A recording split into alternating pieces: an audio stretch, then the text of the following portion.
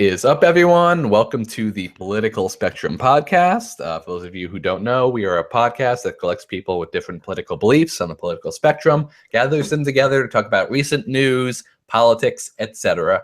I'm Paul, your token libertarian. I am Frank, the mainstream Republican. I'm Charlie the populist. No more a Trumpist, I guess. Well, I mean, he kind of dumped the whole foreign policy thing, so. All right, so a lot to talk about today. A real lot to talk about today because a lot's been going on the news this week. Do you guys want to start off with Syria? I guess we'll just start off with the weapons being used. So the speculation was, well, we'll just talk about what we actually know happened. So chemical weapons were used in Syria. But hold on. They were supposed to be removed, according to John Kerry. All right, just want to throw that out there. Okay, they're supposed to be removed according to John Kerry. And Danny, our token liberal, just popped in. Danny, you want to say hi? Hi. Hi. So we're just going over Syria right now. So chemical weapons were used in Syria. They believe it was used by the Assad regime. Of course it was. Yeah, definitely it was. Although it could have also been used by rebel groups, we don't know entirely yet. But the belief is that it was used by the Assad regime on its own people. Yeah, because I'm Hold sorry. on, Danny. Hold on. Sorry. I'm just giving a basic rundown. And then it was used on the people. And basically the reaction from the Trump administration about that was he was very, very upset with the weapons being used. And kids were hurt, babies were hurt, even little babies. Can you believe it? Beautiful little babies. Can you believe it, Danny? I can't. Well, I can, I but gotta say, Danny's got a lot better looking with that picture. Like with that picture, that's a good looking guy in there. I just gotta say. hey, I told you I've been hitting the gym. Yeah. My gains are hot. My gains are. I gotta mute my mic. This is fun. Okay, so yeah, and chemical weapons were used, and Trump got very upset about it. And he didn't rule out that he would act militarily. When people asked him, he said, look, it passed a lot of lines for me, a lot of lines. And ironically, well, not ironically, but probably for the same reason, on the same day, he also ousted Bannon from his national security team, which I thought was related at the time. The second I heard him say it passed a lot of lines, I kind of knew he went neocon and was getting rid of Bannon when we got rid of Bannon. Wait, sorry. My timeline's a little messed up. I thought Bannon was removed just before the chemical attack actually took place. I thought it was a coincidence. No, I don't think so. I think he was moved after. Hold on. Really? I thought he was removed after too. I could have sworn I was reading about it before the attack, but my timeline's a little fucked up, so I could be wrong about that. I think Dan might be right, but I don't know for sure either.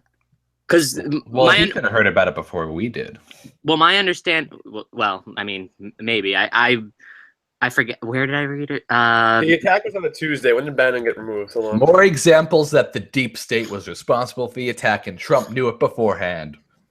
Alex Jones, baby. Actually, I think Alex Jones supports this intervention. Oh no! Of course he does. Trump did it. He's bending over backwards of all his previous beliefs to defend Trump at every turn. Like, I'm sorry, but this may come as a shock. Alex Jones does not have much of a dignity. How dare you? That man, I don't want national treasure. Okay. I don't want Alex Jones coming after us. All right. You guys can find out more about this on Infowars.com. He sells the finest water filters, Dan. Okay. And the best male enhancements. That's true. Super male vitality. Super. It has the word super in it. Okay, so as a result of these attacks, well, Bannon was released, but whether or not that was before or after, we don't know exactly. But to me, it's related because Bannon would have been anti-Syria going into Syria. So then the next day, I'm just sitting there with my friends playing a few games, and my friend picks up his phone and he says, "Paul, I have some bad news for you." What? And I'm like, "What?" We're probably at war with Syria because he just read the headline that says we sent in 50 missiles at the area where we believe the chemical weapons were used from. It was like an air base, basically. And we informed the Russians ahead of time so they can get their people out. Okay, so general thoughts on all of this in general. That was just a basic background. I was just gonna chime in about the rebels thing. I'm skeptical of the idea that the rebels did it, just because, like, if the rebels were gonna use a gas attack of all things, they probably would have chosen a location that better suited their needs. Right. I mean, they've used chemical weapons in the past, the rebels. So maybe they would have used it more strategically. I don't know. So it could have been the Assad regime, although we don't know exactly for sure who it is. And also, like, Assad uses gas all the time. Like, this is not the first. This is not the worst of many gas attacks that he's done on his own people. And as Frank has suggested before, John Kerry was supposed to get all the chemical weapons out from Syria. So Frank, Thanks, John Kerry. Want to talk a little bit about that? Thanks, Frank? Obama. Oh, anyway, Bannon was removed after the Syrian attacks.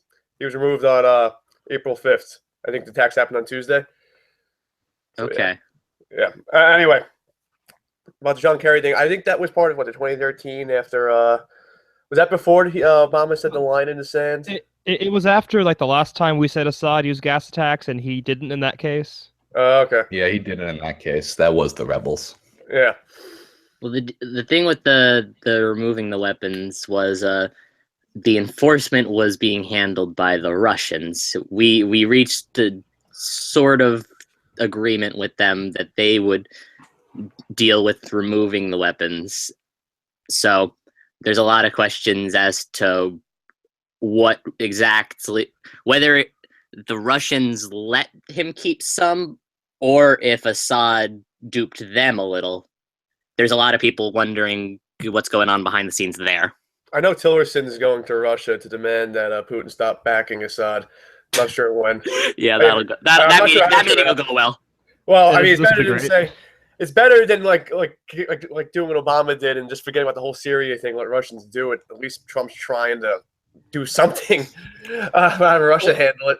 I mean, I agree and disagree. There's a lot of tough issues with Syria that once you crack the seal, like, it's hard to go back.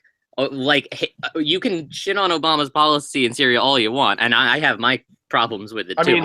But there's a line of thought that dictates, had he done anything, it becomes continually and increasingly the U.S.'s problem, which goes to kind of Charlie's point originally about Trump being less of an interventionalist.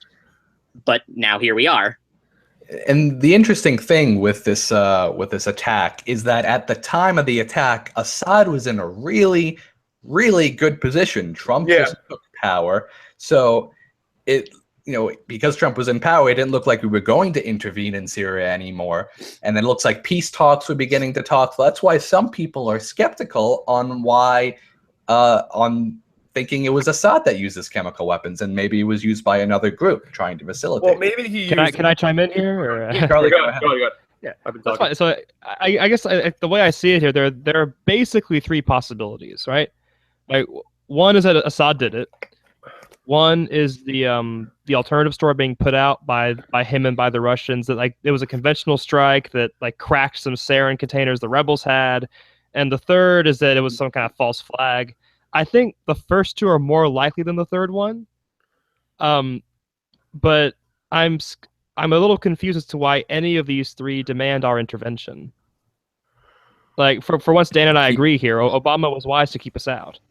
Yeah, and I exactly agree. And Obama was unwise to make the red line. Like, that's my only issue with Obama. I'm glad that he kept us out. And Trump didn't have a red line. But then he said after, "Oh, this crosses a lot of lines," and I'm like, "Okay." There's also a really big concern here with Trump, if you ask me. The fact that his entire foreign policy is being yanked around on his emotional whims.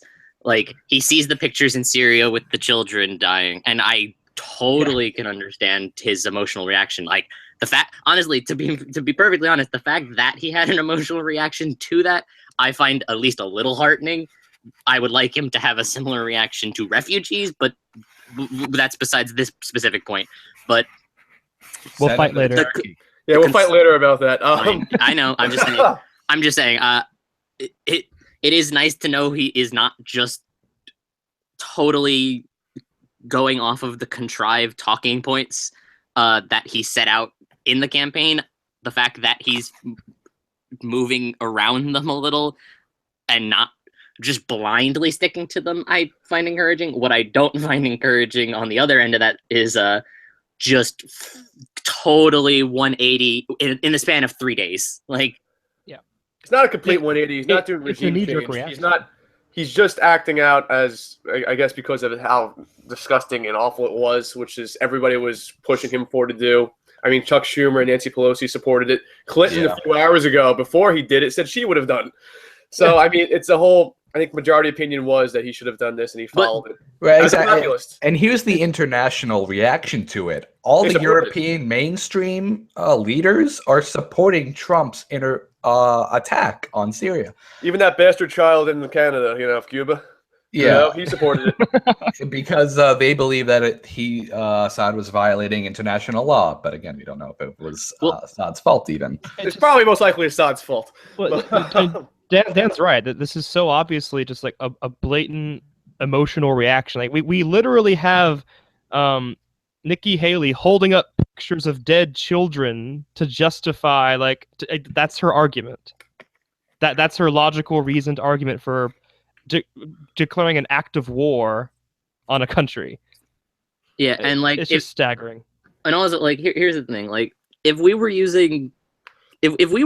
getting an international coalition together to actually do something substantial here, if we actually made a deal with Russia where I don't fucking know, Russia's not going to make a deal about this. They're not going to make a deal with this. But I'm just going down the hypothetical. Especially not now. Yeah, especially not now. But, the Russians have already severed some agreements with us. But with the hypothetical here being, if we were given a tentative go-ahead, where maybe they're getting pissed with Assad pulling this shit, and they're gonna and they want to put a different puppet in, something along those lines. That has been rumored. Yeah. The fact that firing a couple Tomahawk missiles at a base is fine for a day of, oh, look, I did something. But now the question is, what comes next? Because now you've done something. You've said, you've explicitly made this our problem, more so than it ever was. $80 million out of the window, too. Yeah. Well, 59 of these things. And apparently a lot of them missed, which I find very concerning. Only one of them missed. Only one missed, but apparently they're still able to operate out of the base mostly, because apparently planes are already flying in and out. I don't see this changing our strategy. This is not going to change. This is just basically, he's not going to do regime change. I highly doubt he will. But here's the problem, though. He's unpredictable. No.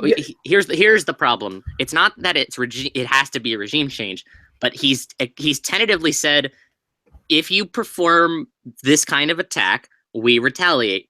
So now, what happens the next time? He's established a much harder red line than Obama did with words. He's said the U.S. responds to force with force. So now, what happens the next chemical attack? Or hell, what happens the next time Assad barrel bombs his people and those pictures make it onto Fox and Friends and Trump sees it? Well Donald Trump will react with support of Democrats and Republicans, probably. But I don't see Syria, I don't know. They have said, Syria has said that if this happens again, they will attack Israel, which is a stupid idea. I mean, they don't stand a chance against Israel. They don't stand a chance. So I don't think Assad's going to do anything. This is how I see it. Is Israel about to annex Syria? That's what's going to happen. They don't stand a chance against Israel, but here's the problem: they're allies with Iran and Russia. So do we end up in a World War I situation where? No. I'm not saying that's my likely. concern also, Dan. You're right. But if they attack first, does Putin stand behind Assad, or does that make the point he cuts the chain? Yeah, you're right. I mean, already, I don't know. Putin is so fucking unpredictable with this stuff. Well, the Syrians have already said they're going to defend themselves against anything else like this, and the Russians are already helping them put in air defense systems.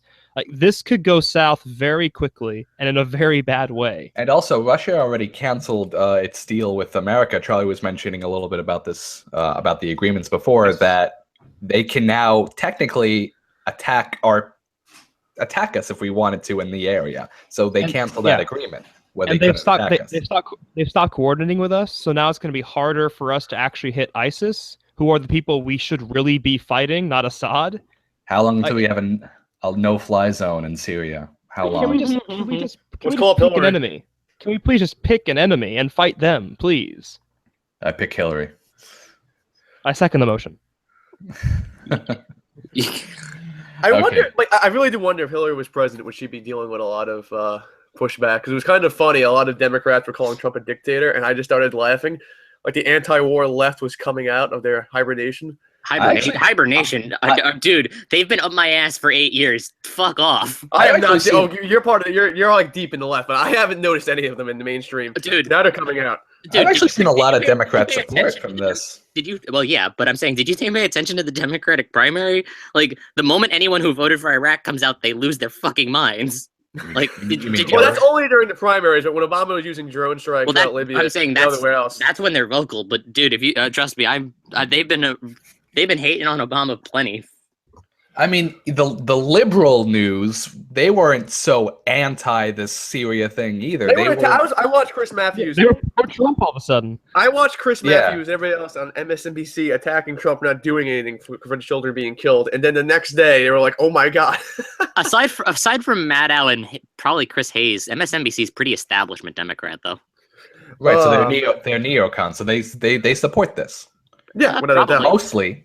I think Nate Silver counted up 78 senators expressed support of the measure, but a lot of people had qualifications about like what comes next, and like they had like stipulations about like, oh, but I don't know if Trump thought this through, like stuff like that. But generally, most establishment figures came out in favor of the attack.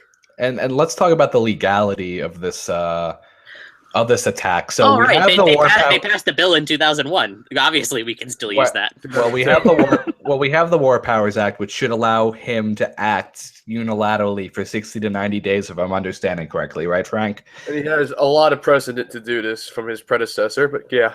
A lot of precedent from the 2000. I think it was 2003 actually. Danny, it might be 2001. You could be right. No, 2002. The 2001 agreement, I believe. And there was another agreement that was passed afterward. Authorization of Obama cited that when he was about to bomb Syria.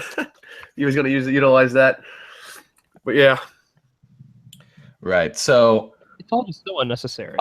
After 60 to 90 days, if they believe they need congressional approval, if they don't think that 2001 bill, which it does not relate to. Yeah, passed September 14th, 2001. Oh, yeah, okay. It does not, and that bill does not affect this because that's us declaring war against terrorist groups, right? Yes. Assad is not a terrorist group; he's the leader of his nation. Yeah. Well, there's also another part of that bill where it says if it's deemed a threat to United States security. But it's not a threat to United States security. Trump cited the chemical weapons, which if it did fall to terrorist or rebel groups, it could be, but I don't think Assad was falling anytime soon. He's winning. Yeah, this is so baffling. Oh, I mean, here's a really loose interpretation, but it can be used against force against Al Qaeda and other Islamic militant groups. Yeah, so I guess if you really want to be loose, I guess Assad is Islamic. Has a military.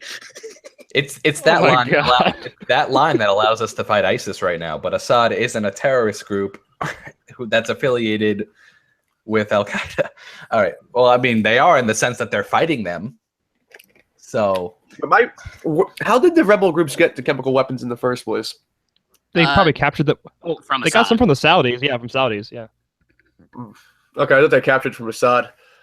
Probably a combination of the two. Combination of both. So I lean towards thinking they got him from Assad during probably some minor victories. Oh yeah, a lot of major victories. But the weapons were supposed to be guns. So I can understand why they were like that airfield was bombed. But now, I don't know if he used the war power. No, he used the 2001 Act, right? Yeah, I believe that's what's being cited. But the War Powers Act, if that site of the 2001 bill does not fly with people, then it would be the War Powers Act for 60 to 90 days, and then it would go to Congress. Also, none of the major party, in the leaders of the Congress challenged him. So if they don't challenge him, he can do what he wants. Technically, not technically, but yeah, he just like figuratively speaking. When a legislature doesn't act, president has unilateral power. My guess is the Democrats would put pressure if he makes additional moves that start to get more sticky. But I think they basically decided we're not touching this with a 10-foot pole because there's nothing a protracted battle over one missile strike that is going to come out making anything benefit for anyone. And I feel like their base wanted the airstrike too. A lot of Democrats wanted something to happen. And Trump, he doesn't let people know when he's attacking. Like if you watched it the day before the attack, you were thinking, okay, maybe he's going to do something, maybe he's not. It was vague. In fact, many people in the news were like, "Oh, Trump's just talking out of his ass." And the next day, he doesn't attack, and that's exactly what he said he was going to do during his campaign. He said that he was not going to tell when the attacks were coming. So it's unpredictable if we're going to move anymore. It raises a lot of red flags for foreign policy because like a lot of the foreign leaders are in favor of him doing something, but there's already reports that there's a lot of hand wringing behind the scenes because they would have been really thrilled if Obama did this because with Obama they know what that means. Like they understood what Obama's moves meant because they knew him and he was easy to understand to a certain degree. They're really concerned that this level of unpredictability makes it impossible to structure a foreign policy right now because the U.S. is the foundation of foreign policy in the world. Whether we're explicitly involved in an issue or not involved in an issue, that is the foundation of how all other foreign policy in the world gets set. If we're not clear about what we're doing, that really messes with things. Thoughts on that, guys? Well, at least no one can say Trump's a Putin puppet anymore. Yeah, no, he only called Putin to approve it. The one thing that came out of this is that... I love that. Yeah, he tries to avoid World War III. Clearly, but I really don't think Donald Trump is totally unpredictable. If he goes into a regime change, he's going to lose his base that got him elected. He's already lost some of them. Well, some of them, but not most of them. And he's not going to do that. He's not a stupid guy, contrary to popular belief. I don't think he's going to do a Bush-level invasion. So I just think he's just going to deal with the airstrikes and maybe try to negotiate. I don't think he's like a total loose cannon. We have to make a deal, okay? This guy kind of knows what he's doing at most of the time. Quite a deal. Quite a deal. All right, let's jump on to a new topic. We've been talking about that for about a half hour, guys. Oh, okay.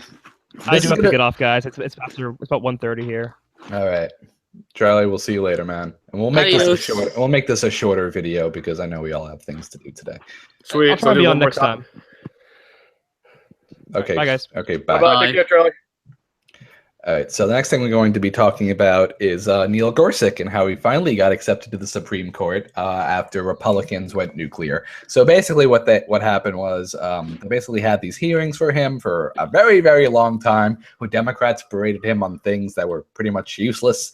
And then they ended up having the vote, and the filibuster was used. But McConnell went nuclear, which only made it require 50 votes, and he was passed with a simple majority.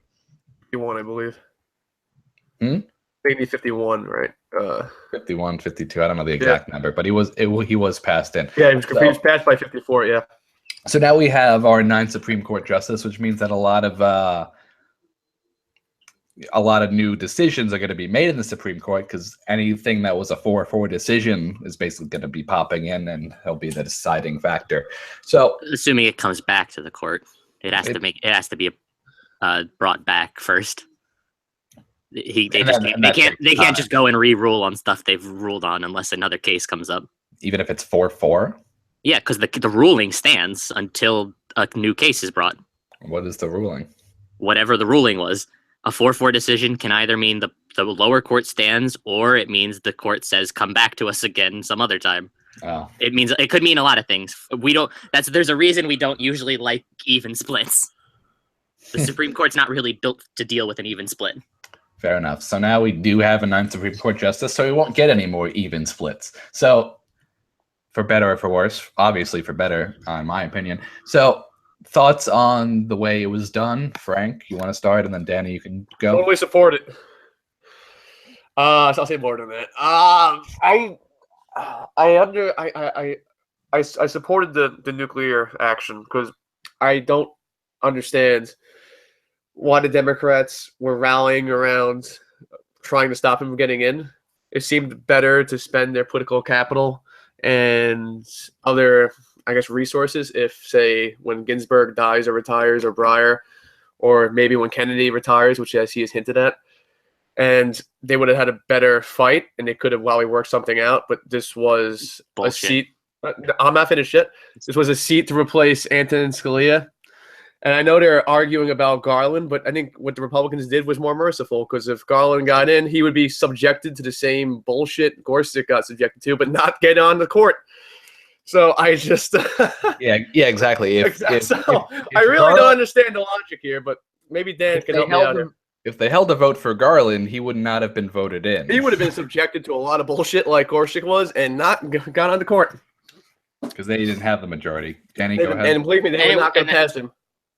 Yeah, no, and it would have sucked. But but the way they did it pissed off the Democrats to a degree that here's the thing: most of the establishment Democrats, like we only 4 broke with the Democrats on the filibuster, only 4, and 3 voted for Gorsuch.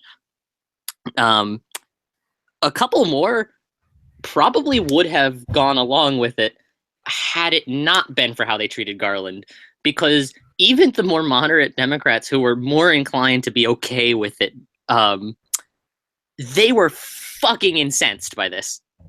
Rightfully so. No one cited Garland as the reason. Plenty of them are, and honestly, yeah, no, they don't. I haven't heard anything about Garland in months. They're just. Are you kidding me? Most of them brought it up. I'm not kidding you. Some of them did. All of them talked about it. All of them. So here's the thing, though.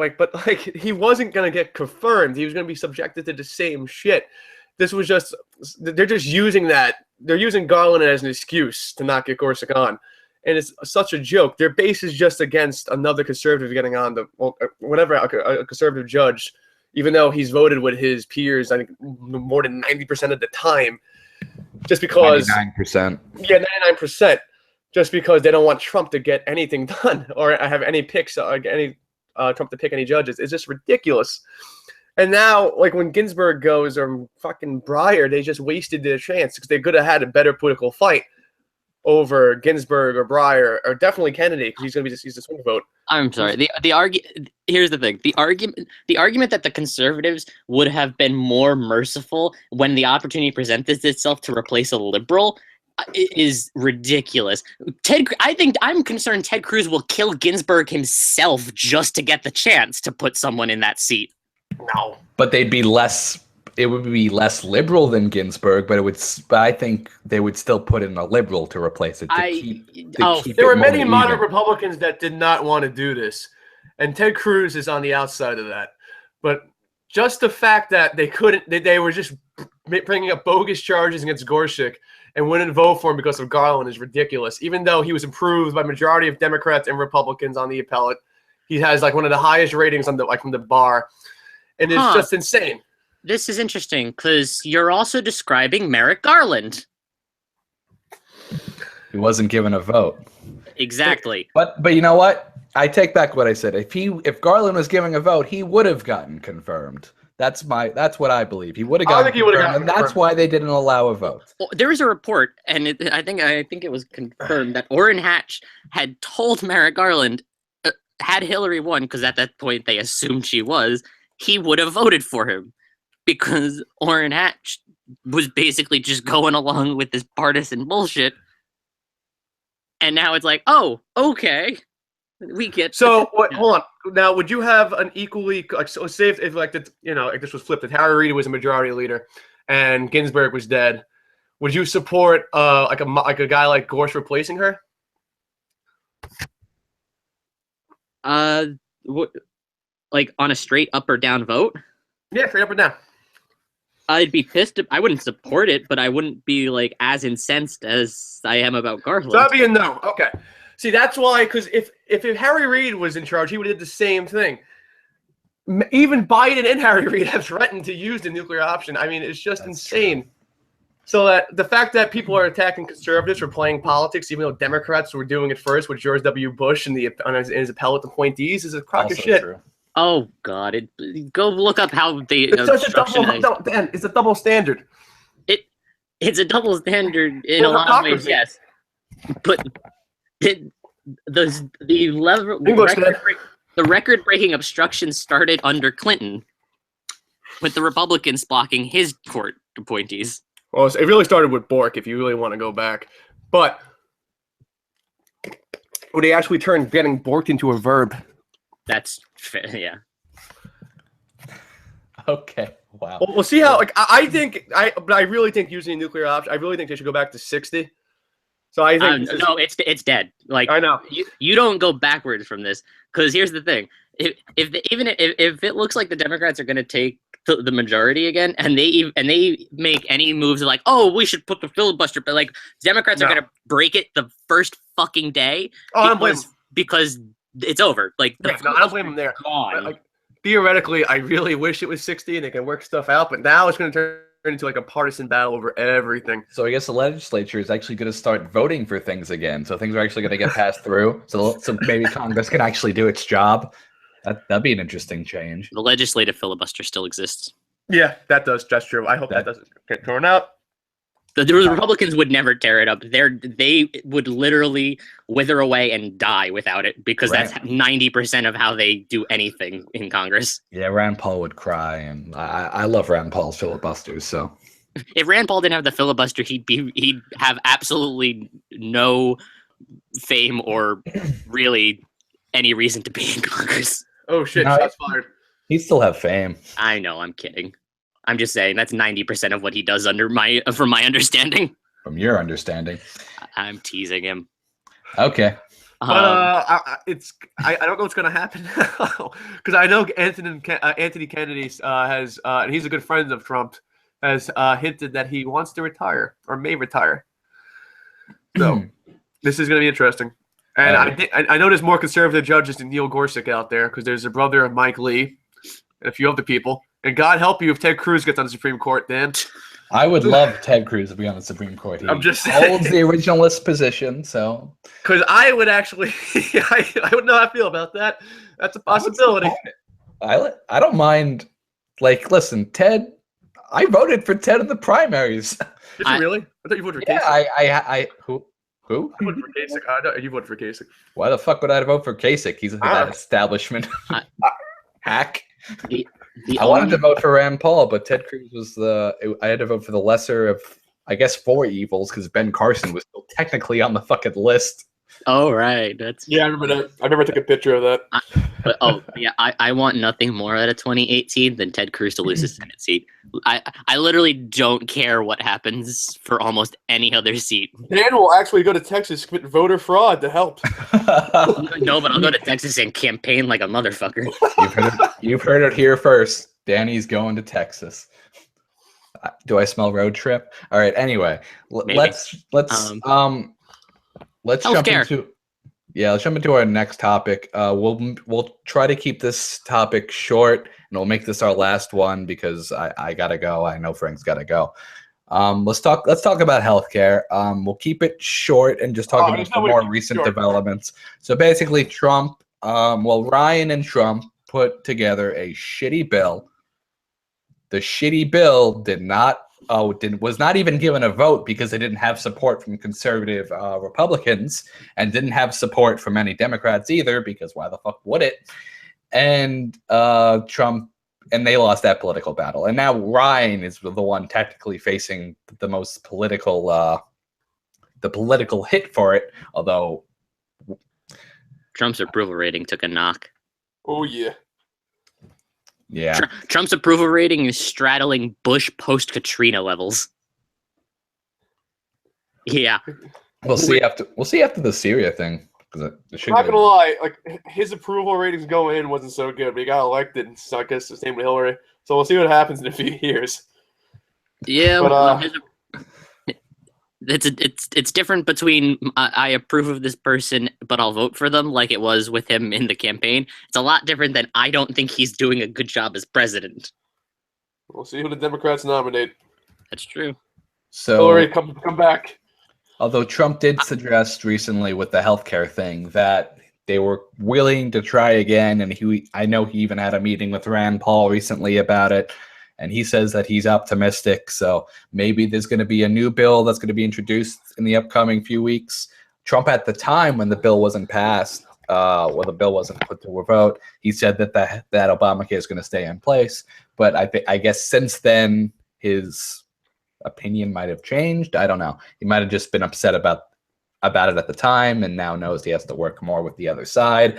And what is the other side on this case? Is it the Democrats or is it the conservative Republicans? It's both. You have to have everyone at the meeting table to talk about Trump it. wants to work with the Democrats, but that's never going to happen with the Freedom Caucus. Is that what they're called? Yep.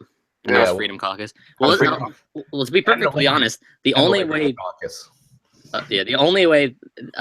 anything's getting passed out of Congress is to go more centrist with Democrats. Because here's the thing. Everyone was making a big deal about the House Freedom Caucus with this House bill, but the moment they started making concessions to them, the moderate Republicans started fleeing like the Titanic was sinking around them. Yeah. More centrist. How can you get more centrist than the current bill they had in place? Anything but that garbage. Yeah, that's why I was saying. Go on. It was Obamacare, but shittier. Yeah, it was Obamacare, and is Obamacare not centrist anymore? Is that not I don't understand. Let's put it this way: the centrist leftist bill. The centrist. You're saying you need to go more centrist. So where are they right now? Where was that bill? Was it on the right or was it on the left? Let him finish. Let that finish. Sorry, Danny, go ahead. It was moderately centrist in the initial one, but only centrist in the sense of the Republican side of things. It was sort of centered within that segment of Congress. The moment they started making concessions to the House Freedom Caucus, they started gutting the popular bills. Apparently, they're talking about trying to get another one going that wouldn't have coverage of pre-existing conditions. Literally the most popular part of the Obamacare bill, period, bar none, and they want to rip that out. I don't know what the fuck they're thinking. I understood what the Republicans under Ryan were doing. They were trying to, I believe they were trying to make it as passable as possible, maybe negotiate with the Democrats. I guess they had to go through the Senate, right? There's what's that parliamentary rule or vote? Reconciliation. As long as the bill was only related to the budget, they can pass it on a simple majority. Yeah. The problem being, if you want to pass a legitimate healthcare bill, you can't do it that way because all you're affecting is the money and not the structures. Yeah. So I guess that's where they were trying to work it out, try to put it across selling insurance across state lines, which Democrats are somewhat against, which I will never understand. But apparently that got shook in, so I guess now they're going to have to really renegotiate it and probably get some Democrats involved, but I don't know what Democrats want. Republicans aren't going to vote for it if it's too left. Yeah, they're not going to vote for a single payer, which some Democrats want, and good luck with that. I don't know what the rest of the party wants. I know they got rid of the individual mandate, right? I don't know if you can get rid of the mandate, and I don't remember if it was part of the bill.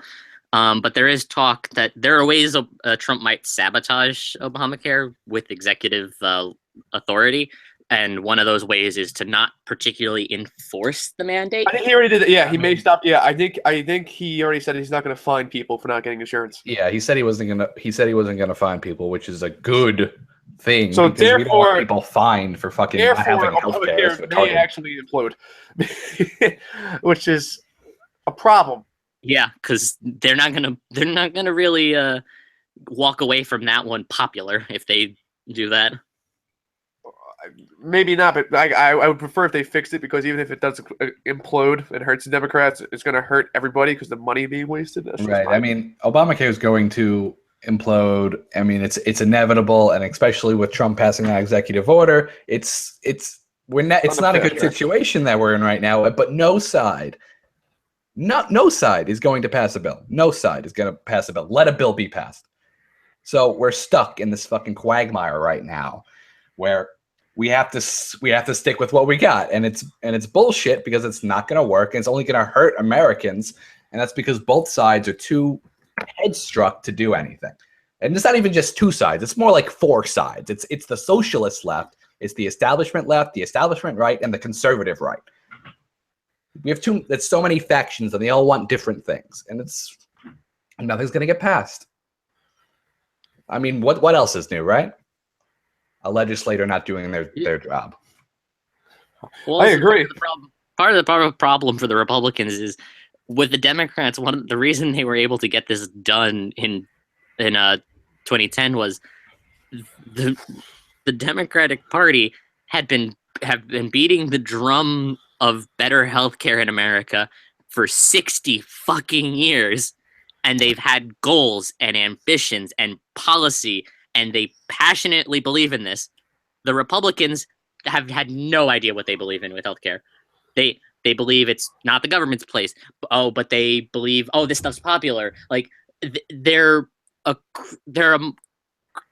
creature without a head. They're just running around on their whims, and there's no unity. There's no guiding philosophy for the Republicans. Republicans fight like Republicans run the party more like CEOs, and they fight each other. Democrats are more like union guys. That's how they have different beliefs and philosophies. Republican Party. Democrats are either a socialist or you're not. Yeah. So this is what's going on, and the reason why in 2010 they were allowed to do it is because they ran the Obama wave in 2008. And of course, and after that, they lost their majorities by passing this bill. So we'll see what happens. But it's self-destructing. You have insurance companies pulling out. You have premiums rising. I just don't know.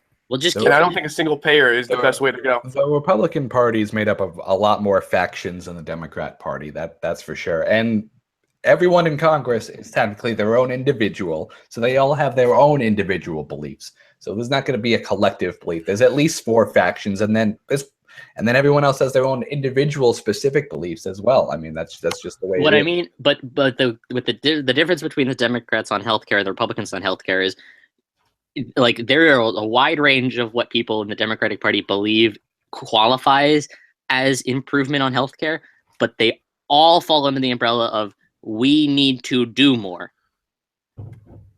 That simple connecting thought means they were able to pass something. And I guess the unifying force for Republicans is we need to do less. Exactly. But the bill actually has to have work. But the bill actually has to have things that gets rid of it. So that's why I think a more conservative bill would make more sense. But that would be impossible to pass without any support from some centrist Democrats. So any bill is impossible to pass at this point. Because the House Freedom Caucus keeps insisting on implementing Obamacare repeal provisions that cannot pass through reconciliation.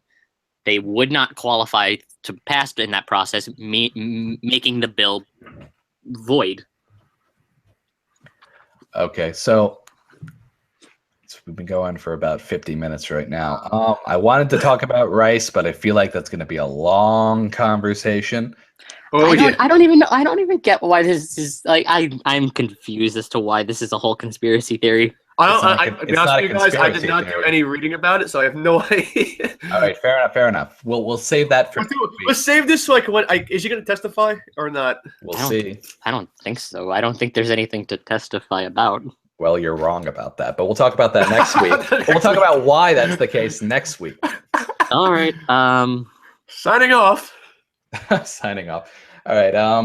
And that's the rest of the story. That's the rest of the story. So yeah, we'll talk about Rice next week. Hopefully, we're all around. Thank you guys for watching.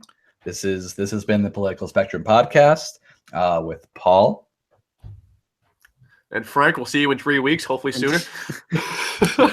Yeah, well, I mean, we'll see what's Paul Ryan working out over there. Listen, Look at that biceps. We'll see. We might have to go get drafted to Syria. So yeah, baby. Hey, we're all getting jobs now. Sweet. I know. We'll actually. I think my job pays better now. Fucking damn it. But then federal benefits. Yeah. You know, that doesn't sound too bad. I've seen those budget cuts. We ain't getting paid shit. I've seen the veteran affairs too. We're gonna get fucked anyway. All right. So until next time, guys. Peace. Peace. Adios.